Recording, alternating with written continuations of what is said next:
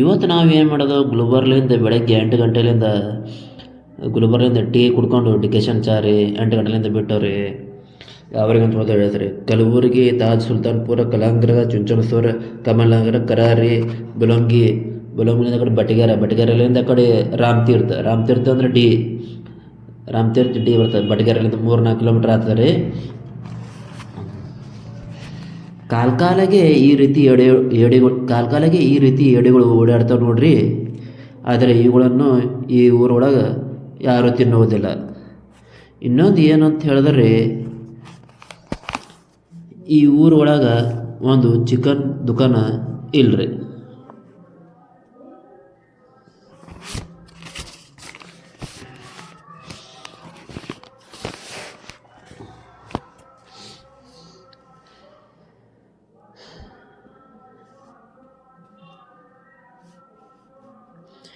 ಇವತ್ತು ನಾವು ಯಾವ ಊರ ಬಗ್ಗೆ ಹೇಳತ್ತೀವಿ ನಿಮಗೆ ಅಂದ್ರೆ ಬಸವ ಕಲ್ಯಾಣ ತಾಲೂಕು ಒಳಗೆ ಇರುವಂಥ ರಾಮತೀರ್ಥ ಡಿ ಅನ್ನೋ ಊರ ಬಗ್ಗೆ.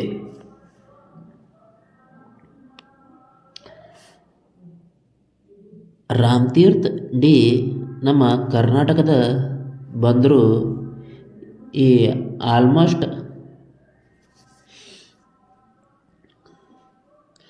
75 ಫಲಿತಾಂಶ ಜನ ಬರೀ ಮರಾಠಿ ಮಾತಾಡ್ತಾರೆ.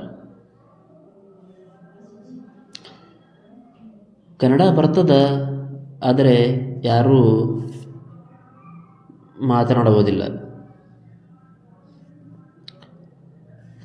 ಸಾವಿರಾರು ವರ್ಷ ಇತಿಹಾಸ ಇರುವಂಥ ಈ ದೇವಸ್ಥಾನ ಒಳಗೆ ಸ್ವತಃ ರಾಮನೇ ಬಂದು ಒಂದು ಲಿಂಗ ಸ್ಥಾಪನೆ ಮಾಡಿ ಹೋಗ್ಯಾರ ಅಂತ ಕೆಲವೊಂದು ಪುರಾಣಗಳು ಈ ಜಾಗದ ಒಳಗೆ ನೀವು ನೋಡ್ಬೋದು.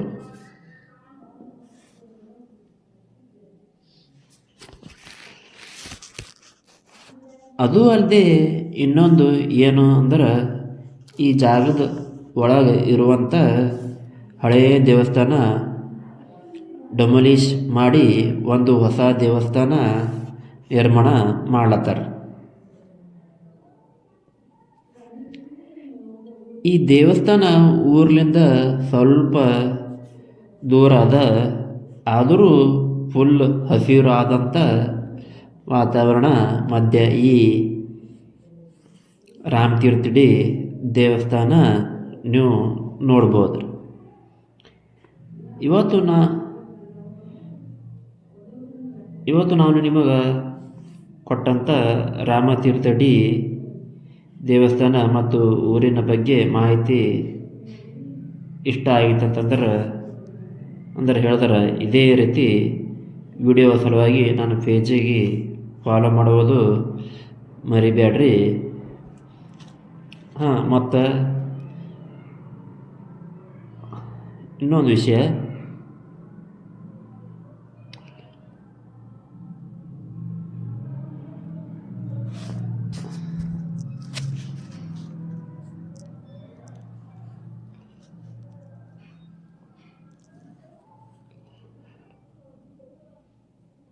ಓಂ ನಮಃ ಶಿವಾಯ.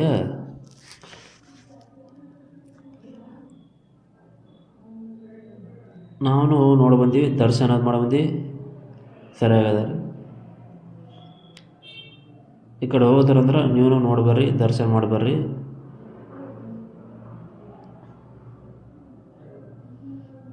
ಬಟಗೆರೆ ಹತ್ರ ಅಲ್ಲೇ ಬರ್ತಾರೆ ರಾಮತೀರ್ಥ ಡಿ, ಒಂದು 3-4 ಕಿಲೋಮೀಟ್ರ್ ಆಗ್ಬೋದು ರೀ ಚಕಮ್ಮ.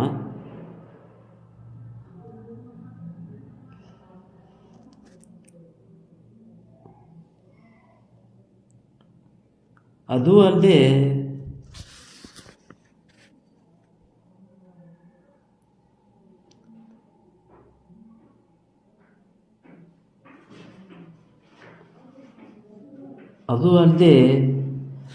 ದೇವಸ್ಥಾನ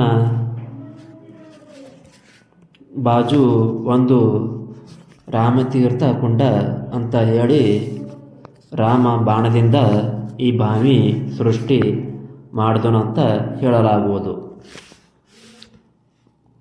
ರಾಮ ಅವಾಗ ವನವಾಸ ಟೈಮ್ನಾಗ ಬಂದಾಗ ಬಾಣದಿಂದ ಹೊಡೆದು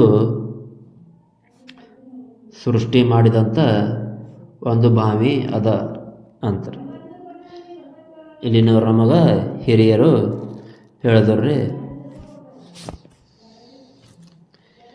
ಶರಣು ಶರಣಾರ್ಥಿ.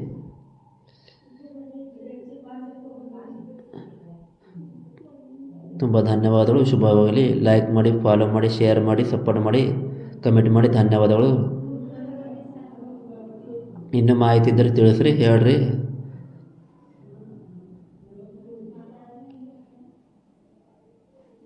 ಓಂ ನಮಃ ಶಿವಾಯ. ಧನ್ಯವಾದಗಳು.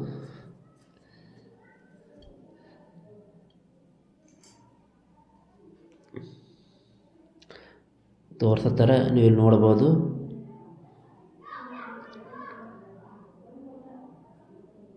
ಓಂ ನಮಃ ಶಿವಾಯ.